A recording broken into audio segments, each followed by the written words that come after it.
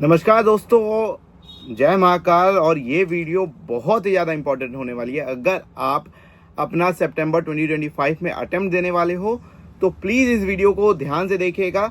मैं आपको बताने वाला हूँ कि कैसे हम पर्सनल ट्रेनिंग के लिए शेड्यूल बनाते हैं। मैंने सोचा कि क्यों ना आपके साथ शेयर करें, जो बच्चे पर्सनल ट्रेनिंग नहीं ले पाते हैं वहाँ तक ये चीज़ें पहुँचें, और अगर वो नहीं लेना चाहते तो खुद से इस तरह का शेड्यूल बना लें।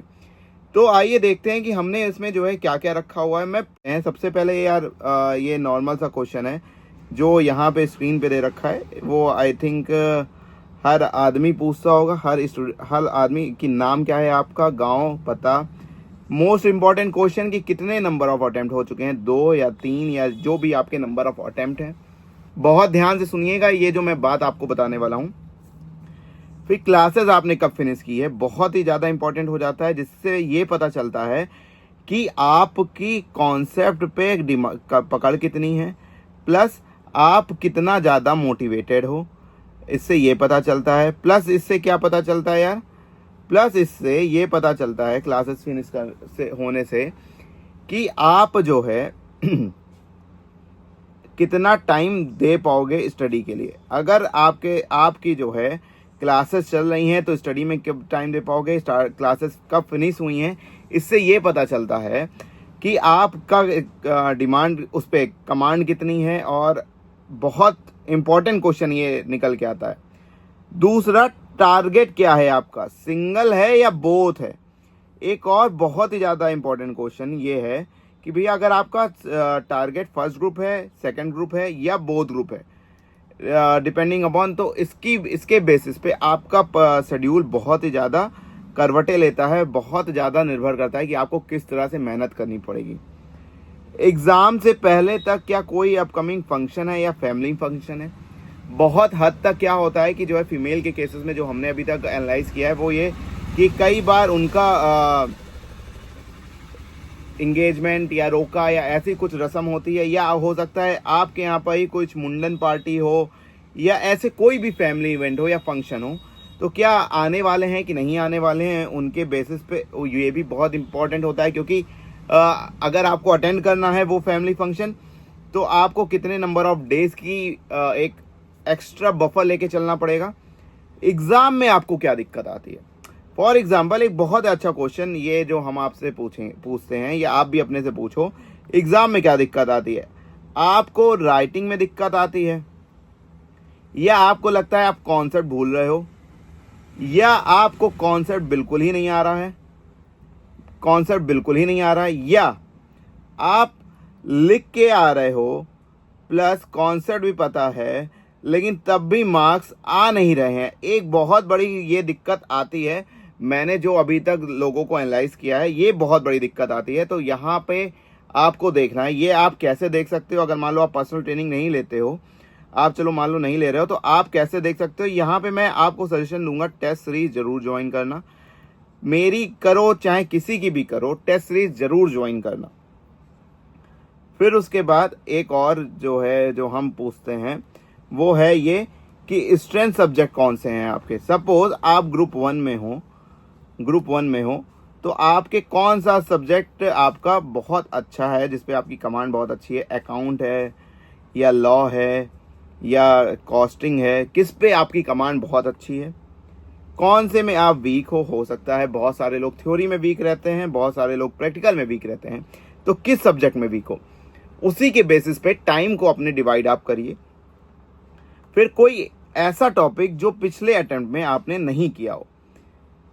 अगर आपके पास कोई भी लेफ्ट ओवर टॉपिक है जो आपने लास्ट अटेम्प्ट में नहीं किया है, तो आप प्लीज सबसे पहले आप उसको फिनिश करिए। हम अपने पर्सनल ट्रेनिंग में या कोई भी तरीके की कोई भी वीडियोस में ये सलाह नहीं देते हैं कि आप पूरा सिलेबस करके ना जाइए। एक और बहुत ही ज़्यादा इम्पॉर्टेंट क्वेश्चन, यहाँ पे आप प्लीज़ फोकस करिएगा कि कितने घंटे आप पढ़ पाओगे।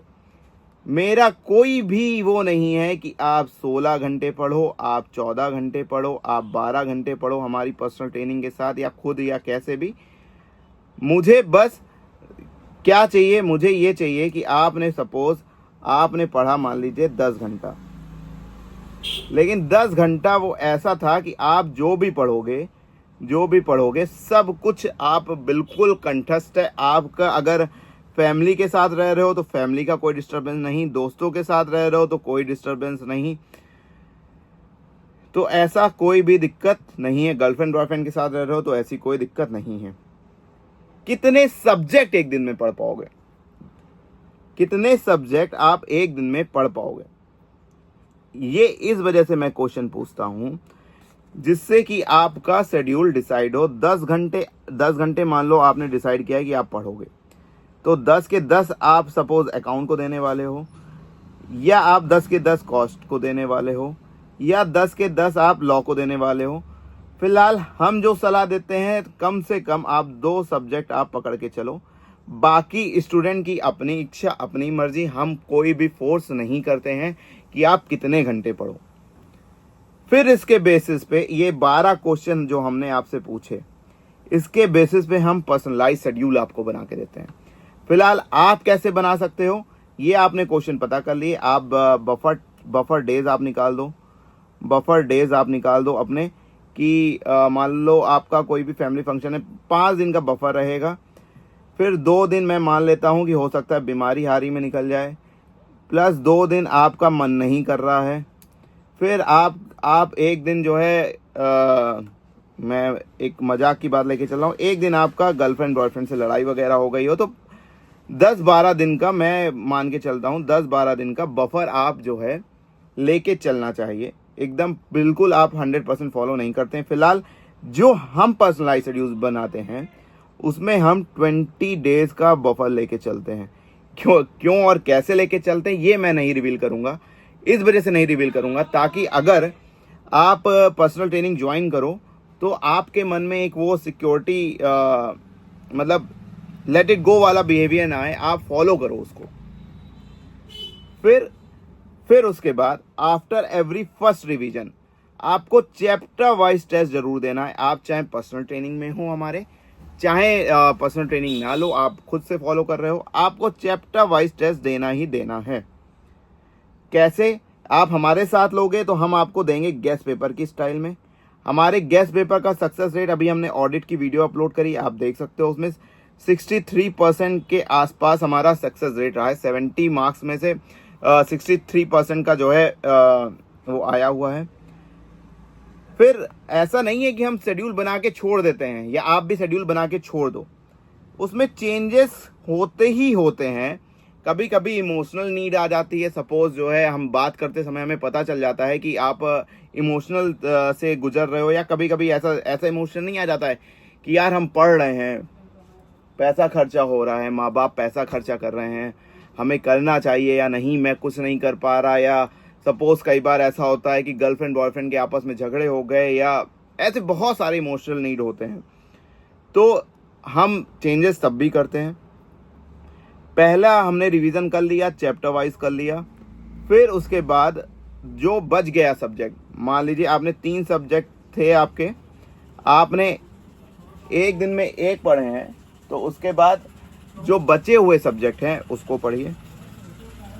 उसके बाद फिर मॉक टेस्ट पेपर दीजिए, हमसे लो या किसी से भी लो, लेकिन 2 मॉक टेस्ट पेपर। फिलहाल हमारा कैसा रहता है यार, गेस्ट पेपर स्टाइल में।